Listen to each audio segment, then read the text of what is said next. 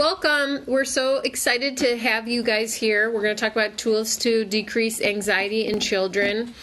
I'm Susan Sutzman, and I own Kid Matters Counseling, and here with me is Fernando Gonzalez. He's an awesome therapist. Thank you. How are you? I'm good. I think that deep breath was very much needed, very helpful. So. Good. Well, we encourage you to take a deep breath with us today. We're just going to do it together, inhale and exhale, and then we're going to share with you some of our favorite ways to help kids decrease their anxiety. Okay, so we're going to take an inhale for 5 seconds together, collectively, hold it for 5 seconds, and then exhale. We're going to do that 2 times before we begin. Ready? Hold it, and exhale.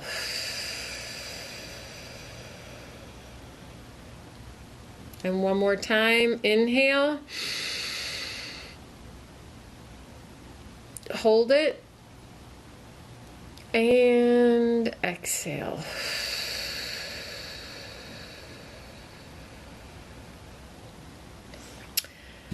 Thanks. Yes, thank you, and thank you for doing that with us. You know, one of the things that is really interesting is scientifically to take deep breaths. It helps to restore the hydrogen carbon dioxide ratio in your body. From my understanding, I could be wrong on that. So look it up. Make sure that you. But it helps, and it's one of the ways that we can help to reset our system. Yes. So today is day number 5. We've been here together talking about fun things to do and to be. We've talked about navigating unexpected situations with your kids. We've talked about coping with creating a new schedule. We've talked about why this is so hard. We've talked about ways to thrive in the pandemic. And today we're going to talk about tools to decrease our kids' anxiety. So, Fernando, you created a lovely box, and I brought one too. Let's take a look. So tell us a little bit about the tools that you use to help kids decrease their anxiety. Yeah.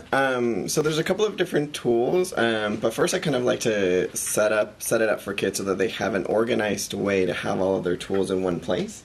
And so very commonly, like I create coping boxes or coping treasure chest with kids. And so we talked about this a little bit the other day, but you can make them out of Kleenex boxes, Amazon boxes, cardboard boxes. I mean, any kind of box or structure that has 4 walls. So I did bring one in. One that I made myself this morning. Awesome. It's a little Put rushed. it in front. So yes. Okay. Woo! Look at that. Sparkles. There's glitter everywhere. And you can really decorate it with whatever. I used paper and stickers. I even used a Band-Aid, some feathers, glitter. And again, it's just a really fun, creative way to engage kids in an art project so that, so that we're engaging the creative part of our brain, which is exactly what we need to do when we need to relax. But like I said, it's a kind of a really cool way to keep some things stored inside. That way, when they're having anxiety and they decide, I need to go use some of my tools or some of the things that I've done in therapy or with my Safe Adult, they know exactly where it is. And I imagine that most kids have a really hard time keeping track of all of their things, and so instead of kind of scattering and thinking about, well, where did I leave my coping skills, like I said, it's just a really good way to keep it organized. And if you're not as creative, you can just use a plastic bucket. That will also do, right? Anything with 4 sides. And so... but it's very helpful.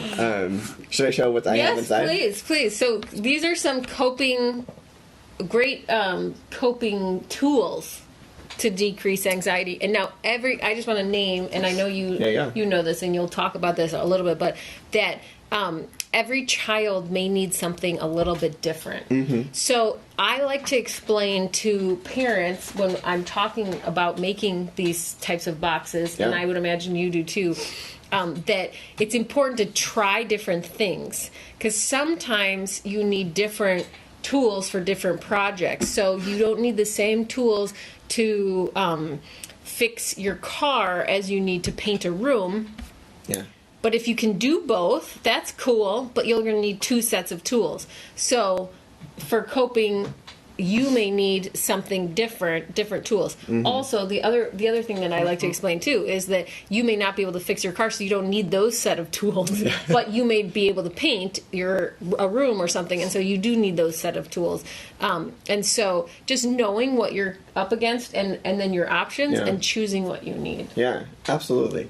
And so I am usually someone who really values our senses and coping through sensory integration. And so basically it's using, smell, sounds, taste, and touch to kind of to feel calmer, more relaxed or settled. And so that's like a lot of what I encourage my clients to use. So some of the things I have in here are, I got a little bag of lavender. Right? Can I smell it? Yeah, go ahead.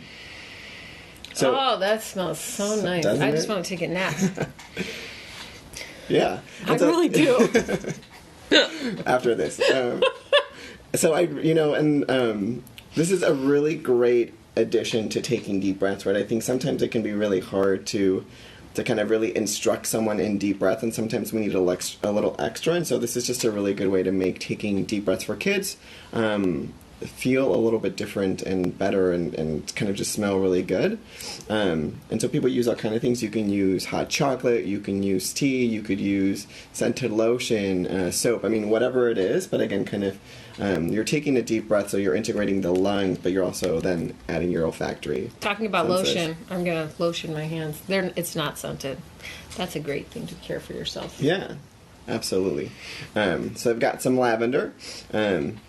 I know a lot of families might really use essential oils, and so that might be another great thing to keep in your coping box. I like to sometimes put a drop of essential oils on a cotton ball, or a couple of cotton balls, and I put those in a little jar so that they're readily available. Yeah, or you could make, one of my colleagues does these popsicle sticks. So you take a popsicle stick, you put the scent on the cotton ball, and you put the popsicle stick and the cotton ball together and put a piece of fabric over it and then tie it, so it's kind of like cool. It's kind of like a popsicle. That's awesome. And then the kid can smell it. That's cool. Yeah. Yeah. And then they put it in a baggie. Yeah. So you don't have to smell it all the time. Yes. So that's awesome. I love if you just joined us, we're talking about coping skills and tools to decrease anxiety in kids. And Fernando is sharing his anxiety decreasing box or coping box. Yeah.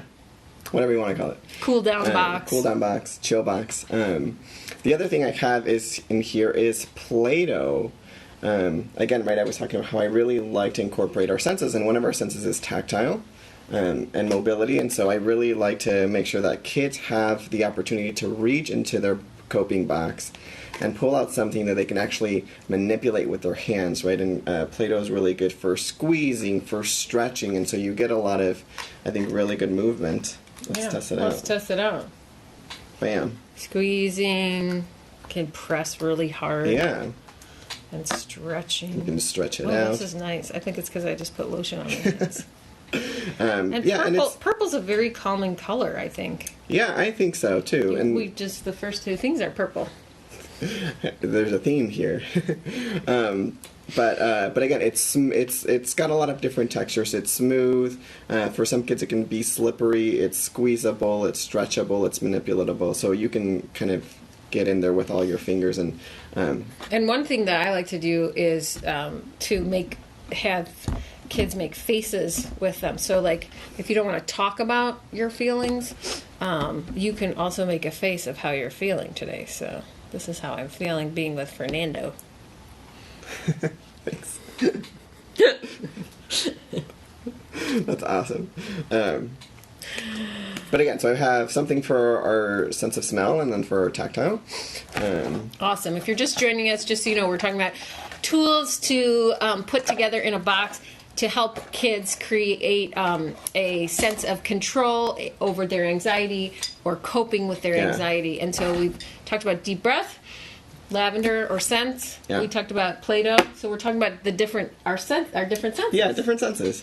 Because emotions, I'm sorry, I keep butting in. No, it's okay. I'm really excited about it's good this. information. Is that our emotions are really controlled by our senses. So what we see, what we smell, what we touch, what we taste, because our emotions are in our limbic system, and that's where our senses. That's where they register. Yeah, they're registered. Yeah, it's all about perception, right? It's about what our senses, what our body is taking in from the world and how it's interpreting that information, right? So if we shift our sensory perception, we can have more chance to decrease our anxiety. Yeah, absolutely. How exciting. We're awesome creatures.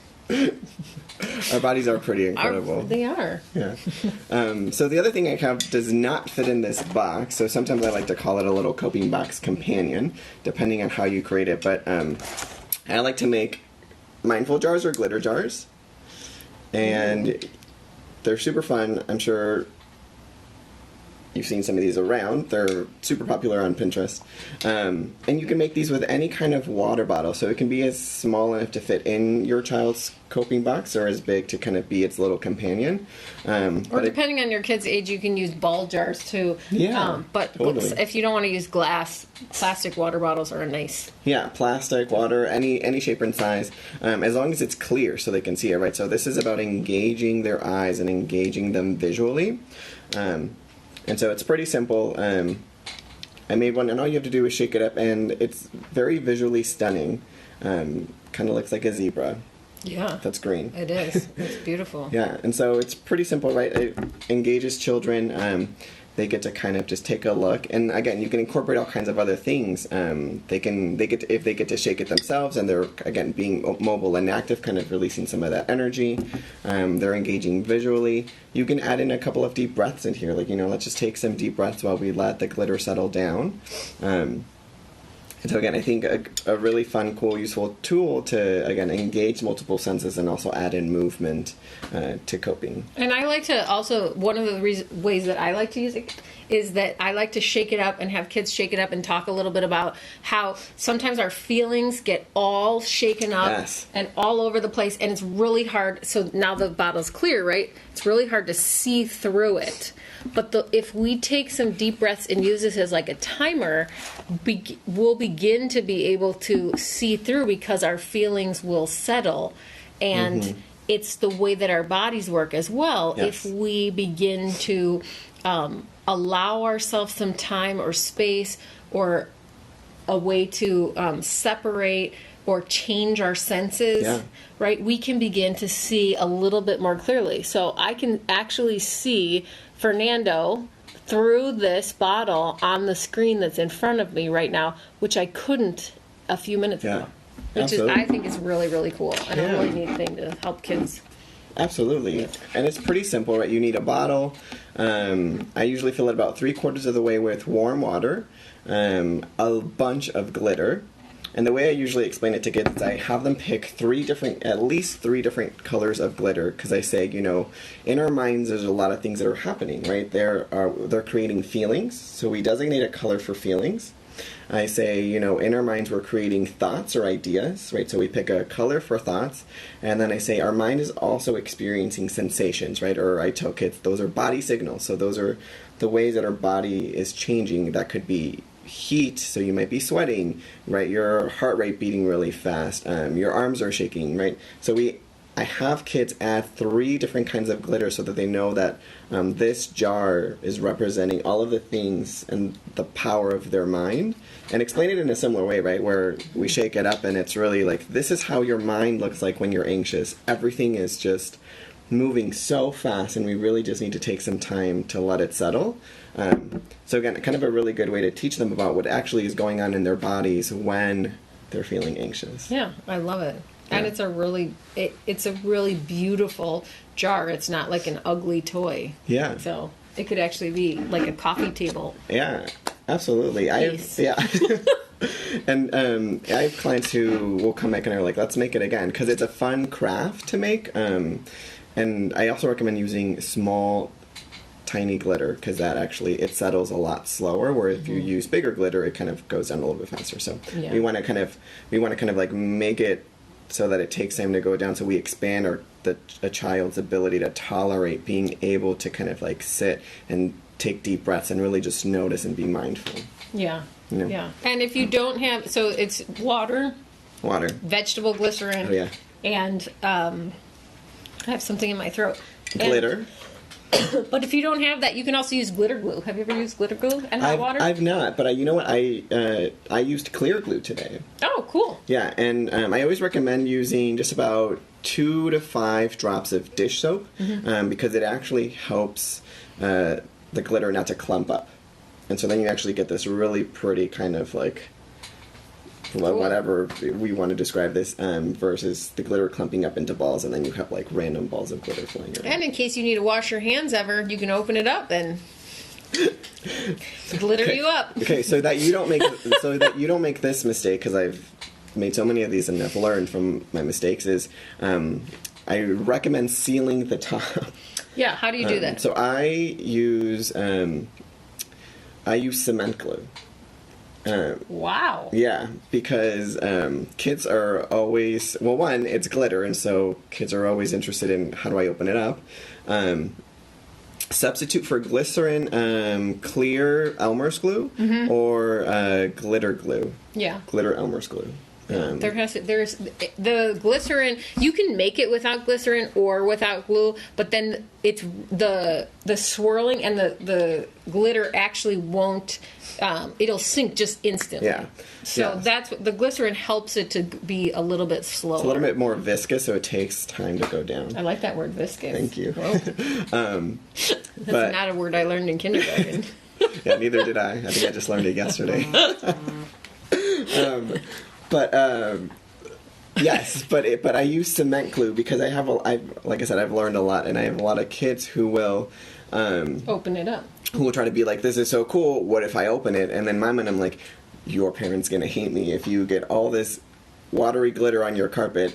So we talk about kind of rules about how to use it and the importance of maybe like not throwing it and its intention, and so I do seal it up. Cement glue is really good. It takes about 10 minutes to dry, and it's really hard. Yes, and here are the proportions, but if you don't remember them, you can always look online, or you can go to Fernando's, his Instagram page, and he has a free download of the book on how to explain it for coronavirus, and he talks about this as an activity, and it's 3/4 of the way up with warm water, the rest with vegetable glycerin, and then 4 to 6 drops of dish soap, and then sparkles, and then you just twirl all it of up. the sparkles. All the sparkles? All of the sparkles. All the sparkles you have the more in your the house. better. Sometimes also kids like to put little toys in them. Yeah, you can put beads in them. You can put erasers in them. I mean, Excuse me. Glitter is just one way to make these, but you can really make it with any object. Although I will say that the heavier the object, the more glycerin you want to put in it, so that it actually sinks less. So I've seen a lot of these made with beads, and so if you're going to make it with just beads, then we want to add, I would say, like half of water, half of glycerin, again, to kind of change up the rate and the speed of which everything settles down. You can also use those really fun Orbeez balls. Yes. But they also grow in water. So Yeah.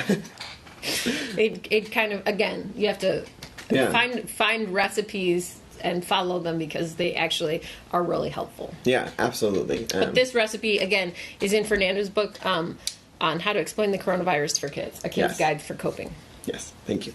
Cool. So let me put this on the floor. For those of you who have just joined us, we're talking about a sensory coping box to help kids decrease anxiety. Fernando's going through his. The first one was breath, and he said that it's really helpful to have something to smell. Yes. To feel, to look at. What's next? To look at. So, let's see. So here's kind of something that's a little bit different. I have a little toy in here. It's kind of hard to see. It's a little dolphin. Is that glass? I don't think it's glass, but it's like, I don't know, it's something. It's cool. It's porcelain. This is what my kids do. Is this glass, Mama? And I'm becoming a kindergartner. Keep going. I love this. is that I always like to encourage children to have something that they are familiar with. So a toy or some kind of soothing object that they already have. It could be a blanket, it could be a pillow, it could be a stuffed animal. It could be. I had one. I don't know where it went. Oh, well.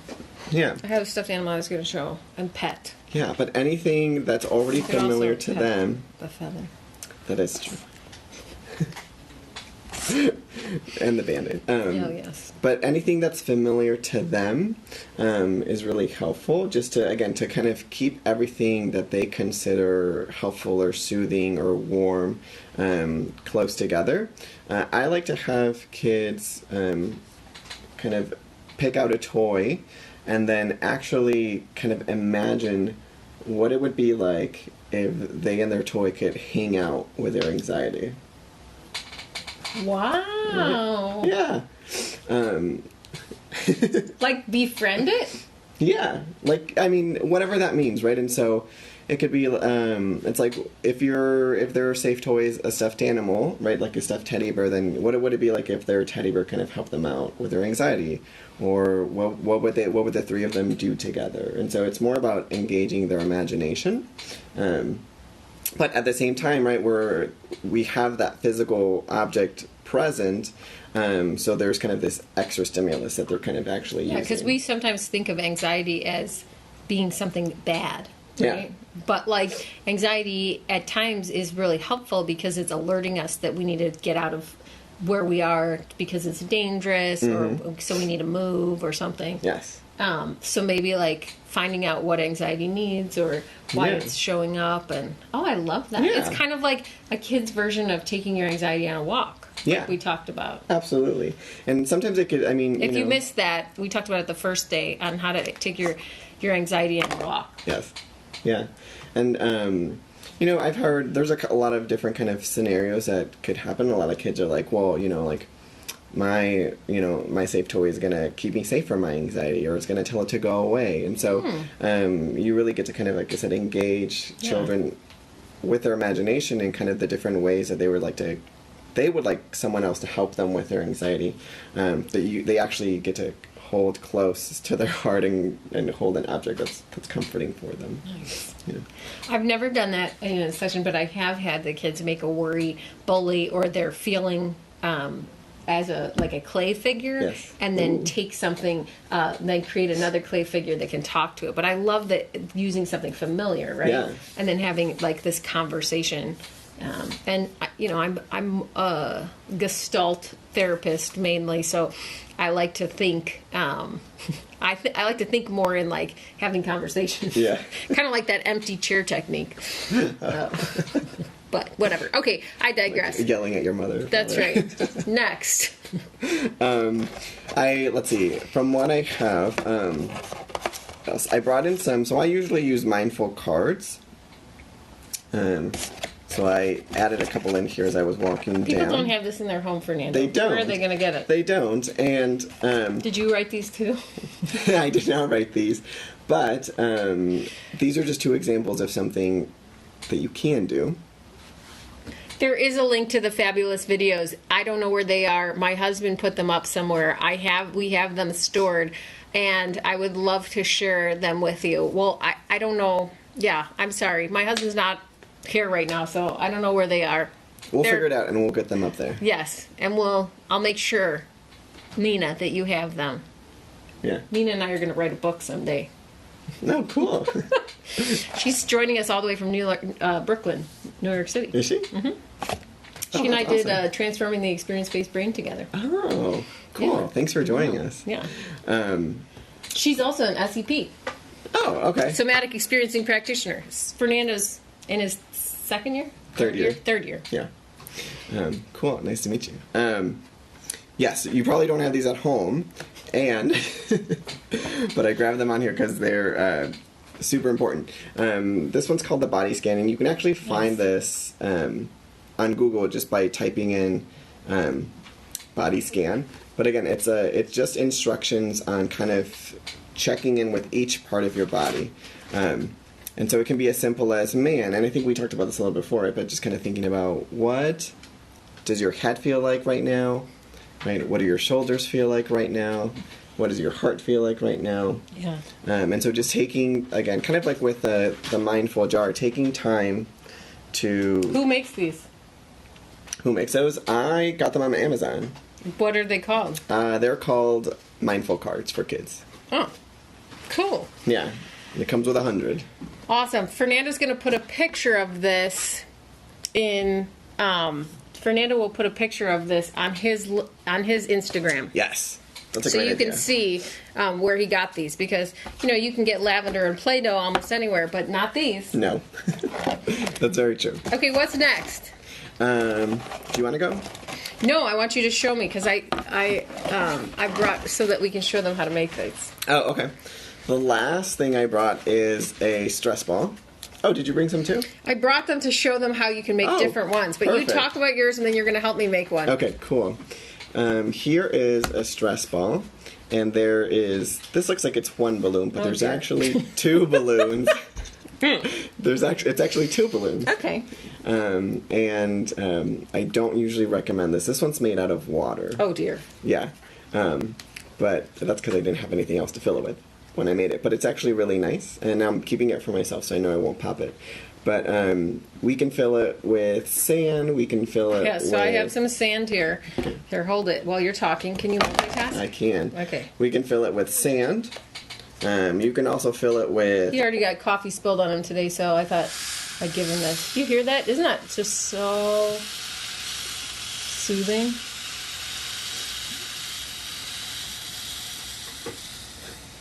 This is a workout.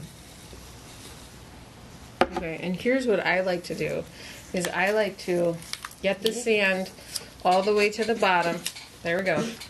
And then tie it way up at the top so that it can actually become like oblong. Oh, Look.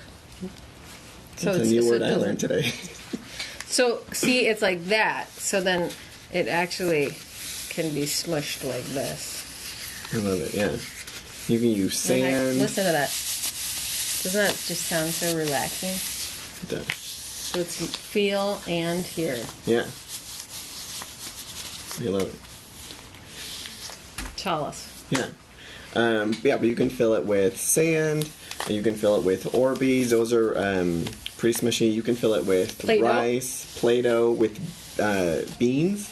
Lentils. Lentils are a nice thin Yeah. one, small one. Cool. I've never done it with that, but that's awesome. So, and all of those will create a different textile experience. And so some of them will be bumpy, some of them will be rough, some of them might be a little bit itchy. Some of them will be really smooth, like this sand looks like it's really fun to play with, and some of them will be really hard, right? So sometimes the more sand you add, the harder it gets. And so again, it's really about... That's why, thank you. I Yeah. didn't explain. So that's why I tie it way at the top so there is a little bit of space so that it is easy to smush. Yeah. And it's a really nice alternative to buying, like, this is a squishy brain, but sometimes I find that these squishy toys that are bought often are just a little too run of the mill or too hard. And so Yeah. they're nice, but not everybody has them in their house. A lot of people might have a balloon or Yes. have access to getting a balloon at the corner store or Walgreens or Yeah. something, and water or beans in their cupboard. Yeah. Where not everybody's going to be able to find one of these. Yeah, absolutely. Cool. But that's all I have. Awesome. I'm going to show in my little bucket that I have that is much less creative dollar store. But also functional. But also functional. Yeah. Is just regular balloons. Hi, for those of you who are joining us, we're just talking about how coping skills and creating boxes for kids with anxiety, specifically focusing on our senses. I like to have balloons because I think that it's a lot of fun to be able to blow them up, to use deep breaths, but also to play with them. So if you've ever tried to keep a balloon up in the air by yourself, it's a lot of fun. You can also do it like volleying back and forth. I find that to be a lot of fun, but if you're by yourself, it's still delightful. I don't know if like played with a balloon recently, but it kind of is fun. The other thing that I have is food. Yes. So these are some fruit snacks, Yes. but I like even healthy food because it changes your senses again, right? So even if you had a bag of carrot sticks or you put something in for your kids each day, the reason why I have this is just because it's shelf stable. But I recommend healthy things that crunch or can actually be something that's chewable for a child. Yeah, I would also even go ahead and I didn't grab one, but thinking about right, if you can't find, like I have the bag of potpourri of lavender that I have, even if you can't find that, you can always substitute it with tea bags. Oh, nice. And right, so then you're kind of incorporating multiple things, right? Your child can smell the bag, and it can kind of, right, we can use that sense. And if at any point they want to engage, right, their sense of taste, then you make the tea. Yeah. Right. Oh, yeah. Oh, that's great. I thought you were going to say chew it, and I was like, what, No. Fernanda? Don't chew the tea. Okay, so Drink this the isn't, tea. and this isn't for everybody either, but it's interesting because one of the first things that we do as human beings is that we suck to eat. And so that is often a very calming thing for any person, no matter what age. And so I remember when I was in college, I took a class on how to study. And the teacher said sometimes if you have hard candy when you're taking a test, specifically when you're anxious and you suck on it, it actually can calm you down. And that was a new concept for me then. And now I sometimes think, and again, I'm not promoting sugar or candy, but sometimes having a healthy sucker or something in case your child needs to calm down. It actually is a fantastic way to ground. So you might not want to have that in their bucket, but if you're an adult and you have a bucket, it could be a really helpful thing. I wonder if or you could put it in the bucket if a child needs it, or if you're with them. Or if it's not candy, maybe it's like frozen blueberries. Oh yeah. Or do you suck frozen blueberries? No, but like they're hard enough to where, or kind of thinking about like they're hard enough to where you can put them in your mouth and kind of like roll them around and let them like melt, and then I mean it's or a popsicle, like a healthy popsicle, like made out of some sort of fruit or something that can also be Anyway, just some food for thought. I find that it can be really comforting and it can be really grounding. And it's a really helpful way to get a child or an adult to move from one state to another. Yeah. In fact, I would encourage you to try it if you have a popsicle. My favorite are the Whole Foods ones because there's no corn syrup. I just don't like corn syrup. Not that I'm not saying anything about it. Okay, whatever. I digress. Here's some lotion. I like to use lotion as a soothing feeling, as a soothing way to calm down. Again, Fernando mentioned that. So important. Yes, you can have, and to just take care of yourself, or have someone take care of you. So you can lotion your kids, or you can lotion your spouse or someone else. But I think that lotion is a really great nurturing thing to have. Tool, thank you. A nurturing tool to have. Another thing that I find to be really helpful, and this is the last thing that's in my basket, is things to stretch with. I love having different types of proprioceptive input. I love that, And sometimes we don't always have like stretchy bands that for somatic work or for exercising, but rubber bands can be really fun. And you know what I found is that mail carriers often give you rubber bands in their mail. Yeah. So, and if they don't, you can always ask your mail carrier for one because they carry rubber bands. They do. Yeah.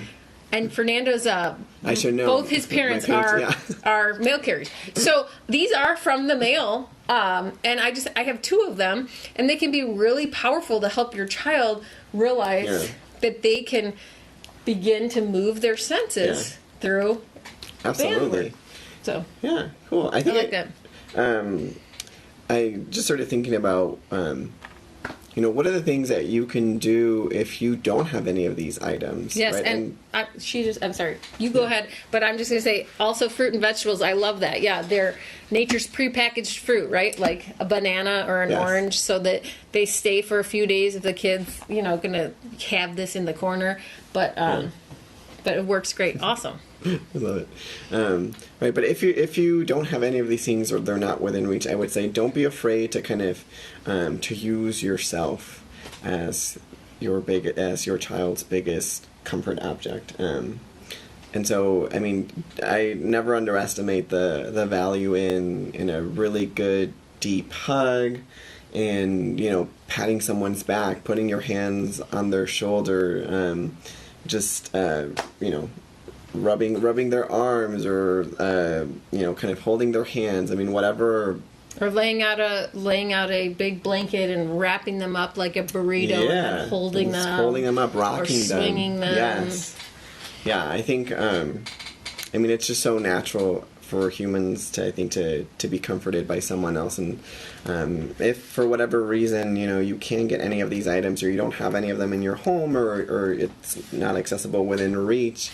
And you don't want to say, "Hey, wait on a second, I gotta go make a glitter jar." Yeah, don't be afraid to kind of just get in there with your child and do simple things. I mean, one of my favorite regulating things as a child to do was my mom made us wash dishes. Do you know how to wash dishes? I do. Okay. And, put the soap in and get sudsy and all the, playing with the soap. Yeah. Oh, that's awesome. It's just, and those are things that are at home, right? Yeah. And so if you're, if you don't have sand, if you don't have Play-Doh, almost everybody I know has dish soap right now and water. Yeah. So those are fun things to do. That's awesome. Yeah. Well, anxiety is really real.